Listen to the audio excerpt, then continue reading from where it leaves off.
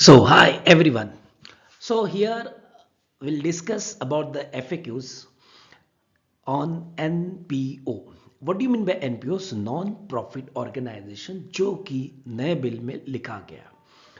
तो यहां पे हमें क्या करना है, तो we have to here differentiate between the what are the old provisions and what are the new provisions.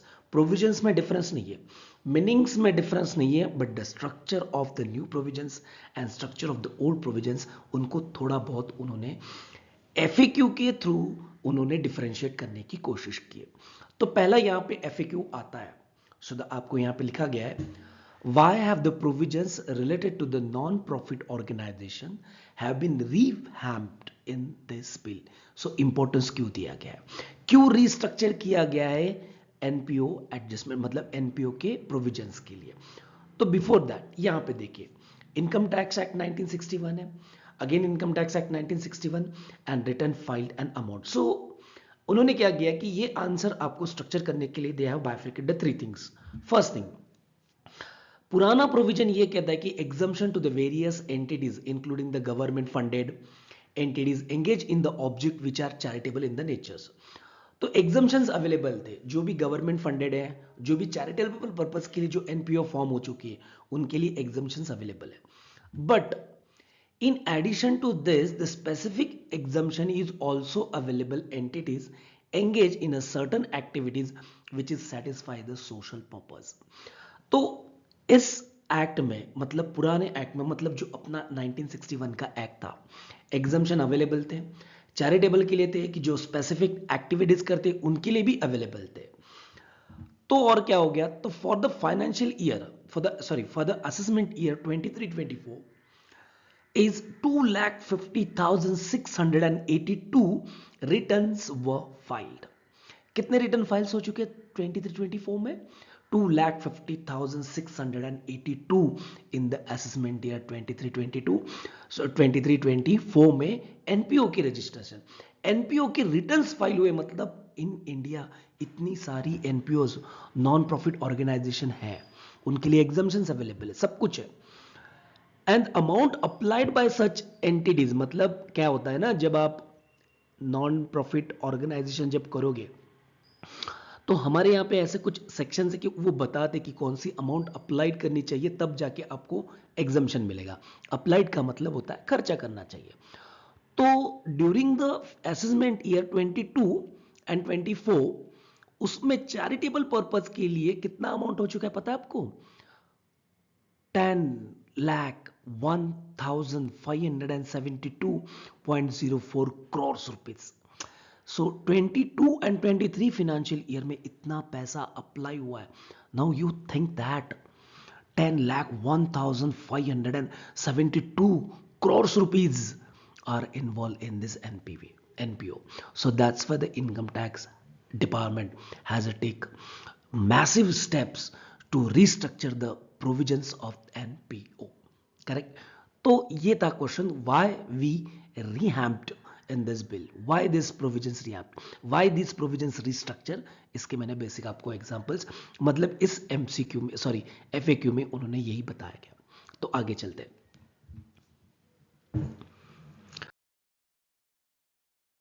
The present provision of NPO of the income tax act. तो present provision पहले देखते हैं।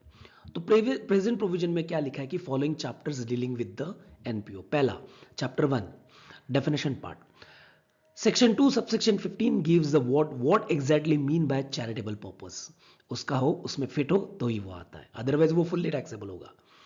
Chapter 3 section 10 subsection 23 C, lot of fund institutions are there. इस 20 section 10 23 सी में involve है, बहुत सारे institution के नाम है कि जो एनपीओ में आते हैं।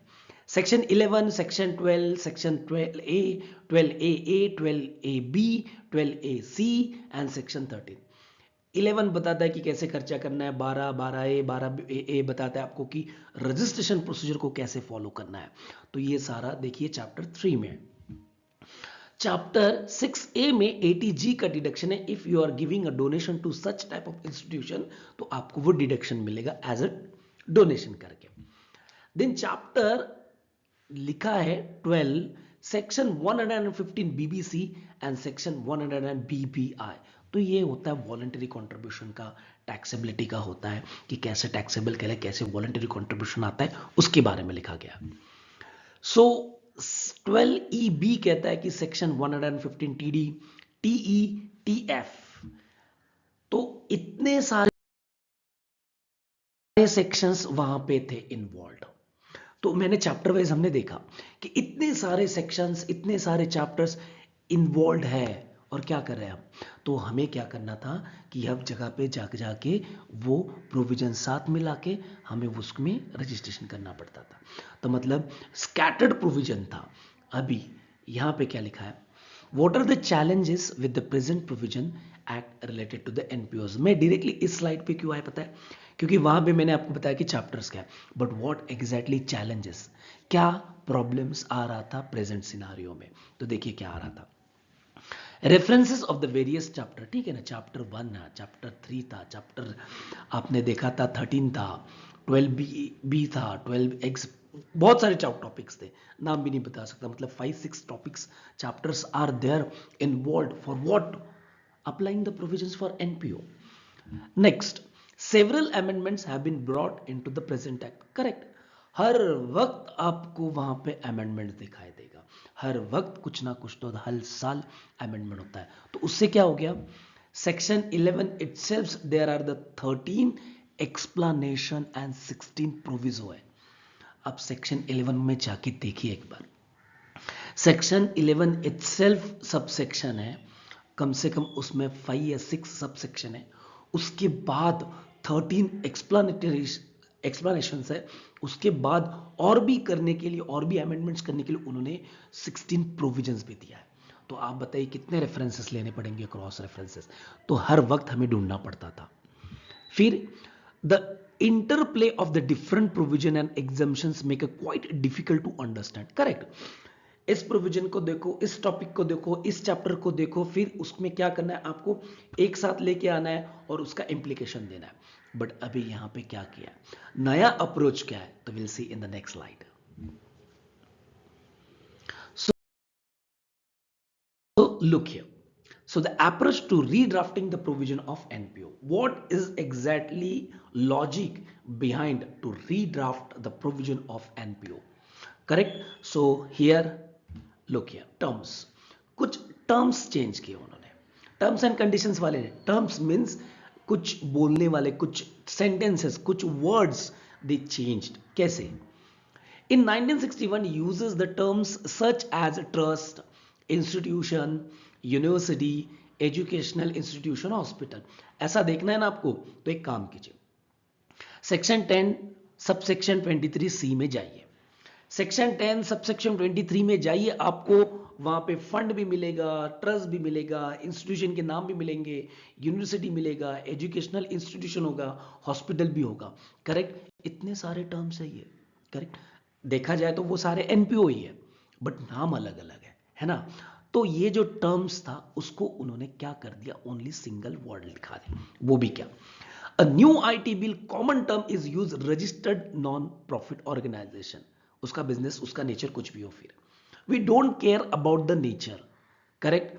एनपीओ है और वो नेचर में फिट होती है, अपने चैरिटेबल पर्पज की इसमें फिट होती है, बात खत्म, वहां पे लिखा है। So the registered non profit organisation, वो नाम रखा है, ना ही आपको ट्रस्ट लिखना है, मतलब ना ही आपको इंस्टीट्यूशन, जो पुराने वो पुराने इसके लिए कुछ भी आप मतलब उसको धक्का भी नहीं लगाएंगे, वो भी लिखा गया। देखो क्या लिखा है, section 1023 uses the word of approval while the section 12ab use the term of registration।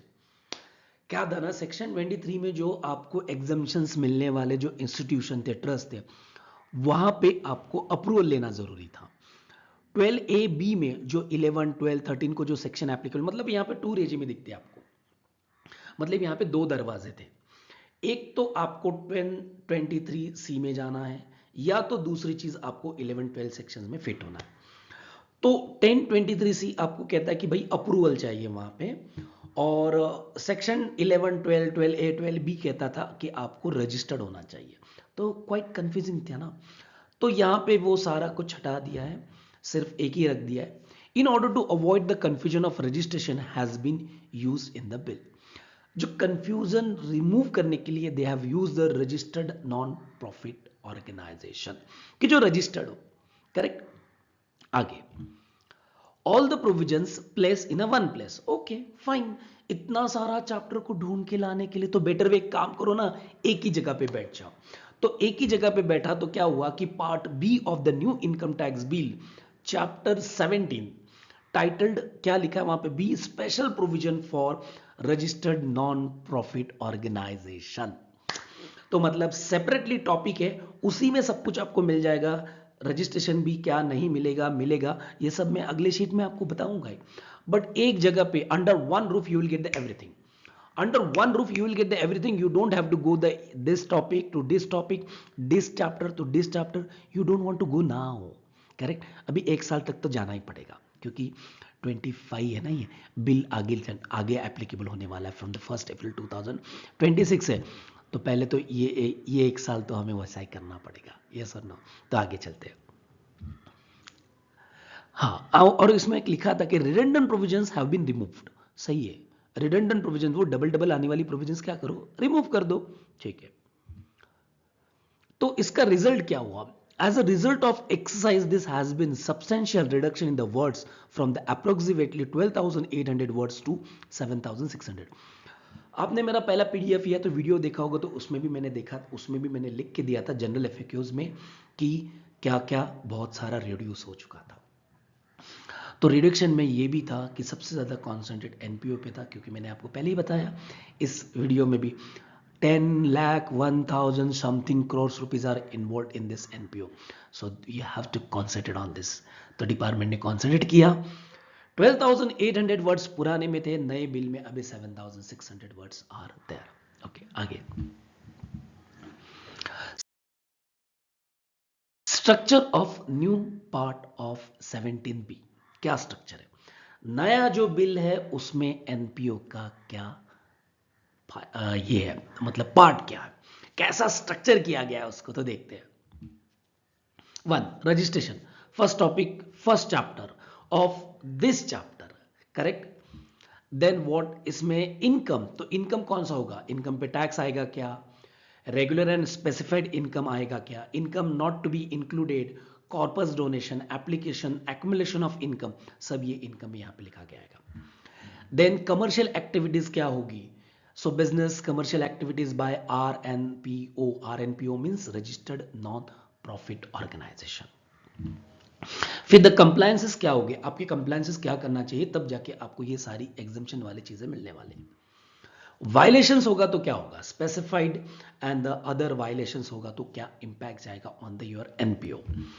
Then 6th topic is what approval for the donation, that is the old ATG. तो डोनेशन के लिए आपको अप्रूवल मिलेगा या नहीं मिलेगा, ये यहाँ पे लिखा है। Means which type of donation you have to made to get the approval to get the deduction from that. And the interpretation, तो 7th वाला है इंटरप्रिटेशन, मतलब 1 2 3 4 5 6 में जो भी आपको प्रॉब्लमेटिक सिचुएशंस आती है, सो जहां पे भी आपको ऐसा लगता है कि एम्बिग्यूटी मीनिंग निकलती है, so for that purpose they have given the interpretation. So interpret क्या होगा वो आपको बता रहे हैं। देन द नेक्स्ट पार्ट, ये तो हो गया था उनका स्ट्रक्चर कि कैसे 7 पार्ट्स में उन्होंने इंडिकेट किया हुआ है। तो यहां पे लिखा गया next FAQs, what is the meaning of registered profit organisation, non profit organisation which is not use in the present act. Correct. Problem ये होगा कि नए एक्ट में रजिस्टर्ड एनपीओ लिखा है और पुराने एक्ट में इतने सारे नाम है, तो कंफ्यूजन तो क्रिएट होगा ही। तो मतलब इसका मतलब ऐसा हुआ क्या कि जो पुराने हैं वो चले जाएंगे और नया रहेगा, नया ही रहेगा, पुराने वालों का क्या करोगे? तो ऐसा कुछ नहीं है। नया बिल पुराने वालों को धक्का नहीं लगाएगा, नया बिल पुराने वालों को कुछ भी नहीं करेगा। नया बिल कहेगा, नया बिल ऐसा कहता है कि मैंने नाम चेंज कर दिया, मैंने नाम चेंज कर दिया, इट डजंट मीन दैट कि पुराना नाम भी चेंज होगा, पुराना नाम उतने अप्रूवल तक रहेगा। ये देखो यहां पे लिखा है, the present act uses the different terms trust, institution, university, educational institution, hospital and different professions. Okay, different different professions में उन्होंने डिफरेंट डिफरेंट वर्ड का नाम यूज किया है। The term of registered non-profit organization has been defined to mean any person having a valid registration under the, देखिए पुराने section में जो पुराना पहले से ही रजिस्टर्ड है वो रजिस्टर्ड ही रहेगा, सिर्फ उसका नाम हम रजिस्टर्ड ही करेंगे। अभी इसका नाम पहले ट्रस्ट होगा, ट्रस्ट है ना, ठीक है। जितने साल का उनका अप्रूवल है उतने साल तक उनको वही नाम यूज करो, बाद में अगेन री रजिस्टर करके अपना रजिस्टर्ड नॉन प्रॉफिट ऑर्गेनाइजेशन ही करना है। तो उन्होंने लिखा है कि the income tax act 1961 and such registration has not been cancelled. क्यों कैंसिल करें, जो है वो है, जिसका अप्रूवल मिला है वो मिला है, कुछ करने की जरूरत नहीं है। तो चलो आगे।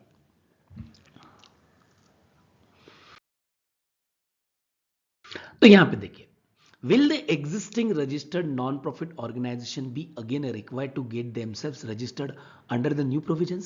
No. अरे जब तक अप्रूवल रहेगा, सपोज मान लीजिए कि इस साल नया एनपीओ आया, उसने रजिस्टर्ड, उसको 5 साल के लिए मिला, तो वो 5 साल के लिए वैलिड ही रहेगा। एक्ट का नाम चेंज हो रहा है, ठीक है, एक्ट में प्रोविजन वही है, सिर्फ इधर का उधर हो रहा है, 10 जगहों का एक जगह पे आ रहा है। इट डजेंट मीन दैट कि जो पहले से रजिस्ट्रेशन मिला हो उसको कैंसिल करें। थोड़ी देर पहले पढ़ा, यहां पे भी वही समझा रहा है। फर्स्ट रेजिम में थोड़ी देर पहले मैंने आपको बताया था कि यहां पे दो रेजिम है, एक तो 1023 सी में आओ, या तो सेक्शन 11 to 13 में आओ, करेक्ट। तो फर्स्ट रेजिम में है, ये सेकेंड रेजिम में है। उसमें कहा गया है कि there were certain provisions common for the both regimes were contained in section 115 BBC BBI।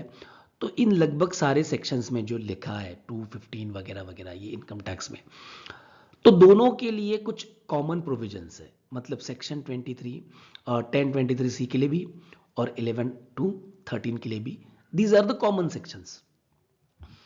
तो वो कहते हैं कि द फाइनेंस एक्ट 2024 जो जुलाई में पास हुआ था, provide that no application can be made under the first regime on the or after 1st October 2024. However, the approval granted under the first regime shall continue to be valid for the period of their approval. तो 1 अक्टूबर 2024 के बाद 1023C में register approval देना बंद कर दिया है।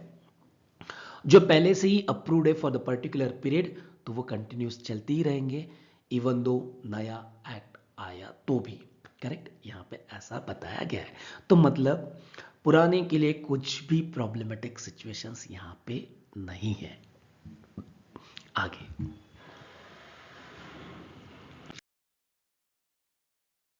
as per the provisions of income tax bill 2025 and eligibility for the existing registered non-profit organization, तो क्या लिखा है, all the registered non-profit organization are eligible to claim the benefit. Okay, the registered non-profit organization has been defined to mean the person having a valid registration under the 12A all those sections and such registration have not been cancelled। ये पहले से देख चुके, पहले से पढ़ चुके, तो इन्होंने सिंपल सा वापस, मतलब वही इंटेंशन आपको वो बता रहे कि नए बिल में पुरानों के लिए भी जगह दी चुकी है। उतना जितना उनका अप्रूवल रहेगा उतने तक वो रहेंगे, मतलब रहेंगे, उनको धक्का लगाने की जरूरत नहीं है।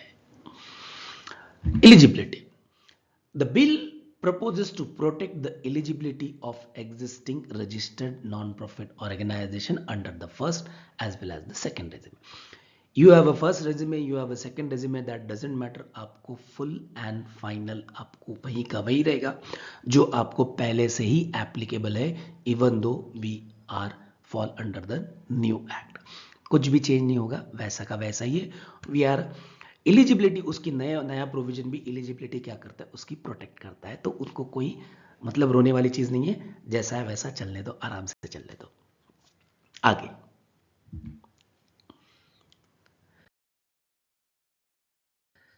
so the dedicated proposed section 334 on the taxability of income, this is the new income tax bill। New income tax bill में section 334 on the taxability of income, और बाद में लिखा है कि there is no additional tax, कोई भी additional tax वहां पे रहेगा नहीं है। जैसा पुराना स्ट्रक्चर टैक्सेबिलिटी का था वैसा ही यहां पे स्ट्रक्चर रहेगा, कुछ भी चेंज नहीं है। पहले दिन कहा था, पहले ही एफएक्यूज में कहा था कि एक्ट का मीनिंग और प्रपोज एक्ट में भी मीनिंग सेम ही मिलेगा आपको, वहां पे कुछ भी डिफरेंसेस नहीं है, सिर्फ जितने रिडक्शंस और रिडंडेंट थे वो रिमूव करने का कोशिश है यहाँ पे। आगे, apply the 85% of their regular income, जो भी इनकम होता है ट्रस्ट का या रजिस्टर्ड एनपीओ का, उनको 85% अप्लाई करना है।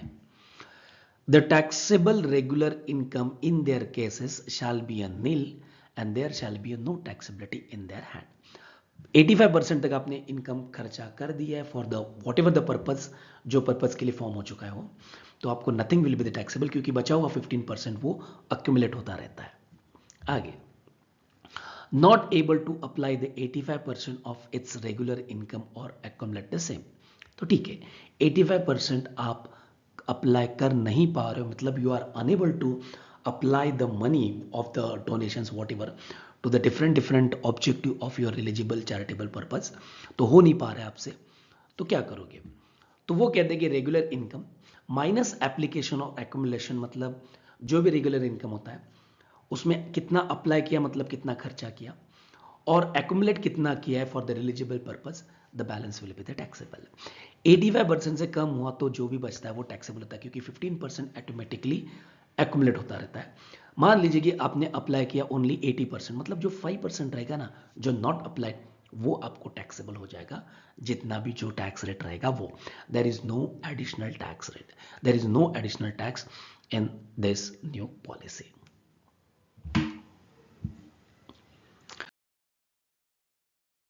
The concept of specified income, थोड़ी देर पहले हमने इनकम के मतलब बाइफरिकेशन जो देखा था नए चैप्टर का, तो उसमें बताया था कि regular income and specified income. तो याद रखना यहाँ पे स्पेसिफाइड इनकम के लिए कोई भी नया सोर्स दिया गया नहीं है। देखिए स्पेशली लिखा है, does it propose to tax a new income of registered non profit organisation. Specified income का नाम आया, इट डजंट मीन दैट कि नया इनकम सोर्स बनाया क्या, नहीं, पहले भी था, आज भी है। पहले भी वहां पे स्पेसिफाइड इनकम था, पुराने प्रोविजंस में भी है, यहां पे भी है, बट यहां पे एक जगह पे लेके आए, वहां पे स्कैटर प्रोविजन में था। No new income propose to be a tax, कोई नया इनकम नहीं आएगा, मतलब नया इनकम का नाम वगैरह ऐसा कुछ नहीं है, जो पुराना है वही। Present Act provide the taxability income scattered in the different provisions such as 13 BBC and the BPI, voluntary contribution, anonymous donations वगैरह वगैरह for the different violations. The bill seeks bring all such provision at the same place. कुछ नहीं, regular income और specified income एक जगह पे लाया है, इसीलिए आपको ऐसा नहीं लगना चाहिए कि वो specified income means it's a new source of income, nothing, there is no new definition for the specified income.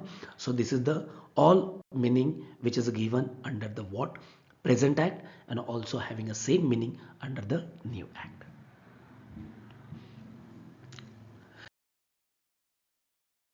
The provisions related to the capital gains under the section 11 means 11(1)(a) have been done with away. Yes.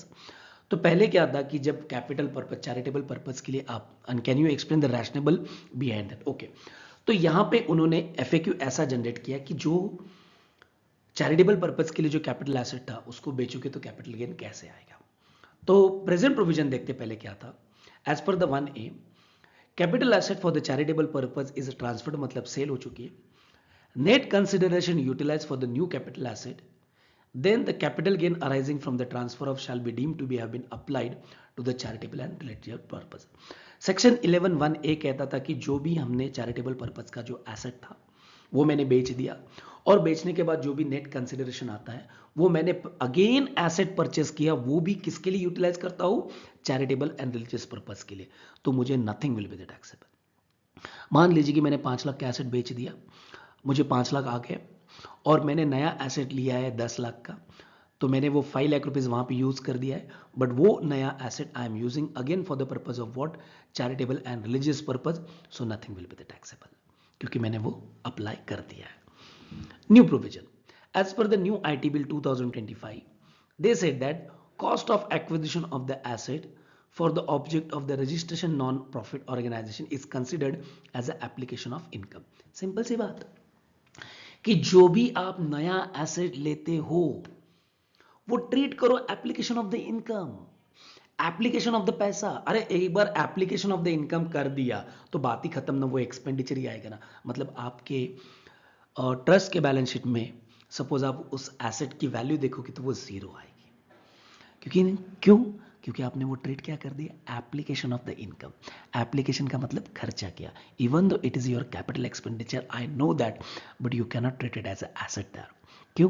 क्योंकि आपने उसको at a expenditure claim किया है ना आपने उसने, ठीक है। तो यहाँ पे ये कैपिटल गेन का सवाल ही नहीं आता। तो कैपिटल गेन का प्रोविजन खुद ब खुद क्या हो गया, रिडेंडेंट हो गया, उड़ गया। कब के लिए? न्यू बिल के लिए। पुराने एक साल, अभी तक एक साल के लिए यही 11(1)(a) ही एप्लीकेबल रहेगा। आगे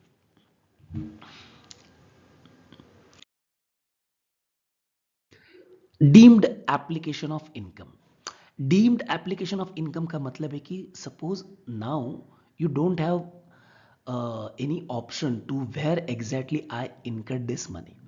मेरे पास कोई ऑप्शन ही नहीं है, पैसा तो है बट इनकट कहाँ करूँ, I don't have any option, my charitable purpose और माई चैरिटेबल ट्रस्ट, मुझे पास कोई ऑप्शन दिख नहीं रहा है। तो उस सिचुएशन में क्या करें? तो कुछ नहीं है। डीम्ड एप्लीकेशन ऑफ इनकम का मतलब होता है the provision of related to the deemed application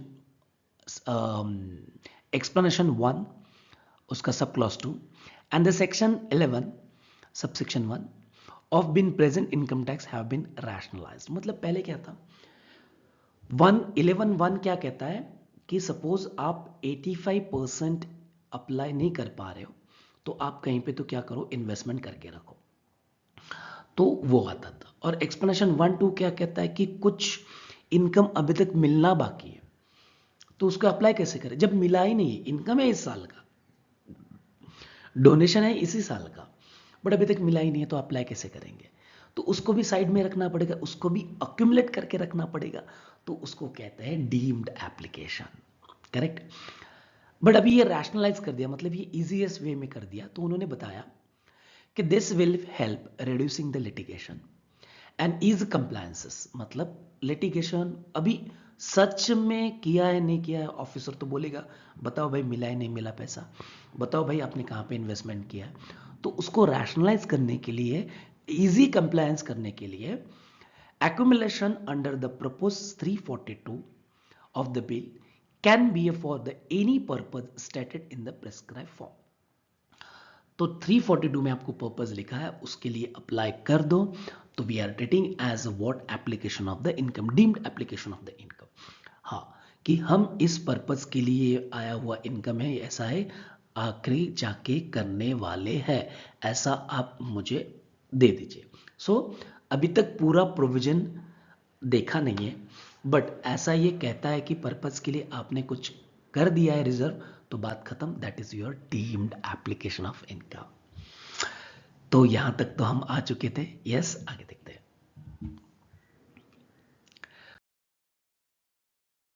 तो last is what, thank you for the attention, और बहुत बहुत धन्यवाद, आपने यहाँ तक हमारा वीडियो अच्छी तरह से सुना है। और ये सारे एफएक्यूज हैं, source is from the income tax department, आपको भी मिल जाएंगे। ट्राई किया है कि वो शॉर्ट वर्जन में करें, ट्राई किया है कि वो शॉर्ट वर्जन में आपसे डिस्कस किया जाए। तो अगले चैप्टर के लिए अगले वीडियोस, अगले एफएक्यूज हम लेके आते हैं अगले वीडियो में। तब तक के लिए वेरी वेरी थैंक यू, और प्लीज़ सब्सक्राइब करना मत भूलना, क्योंकि बहुत सारे ऐसे ही हम अपडेट्स आपको देते रहेंगे। तो please connect with Tax Tech, support our channel, and the thanks lot.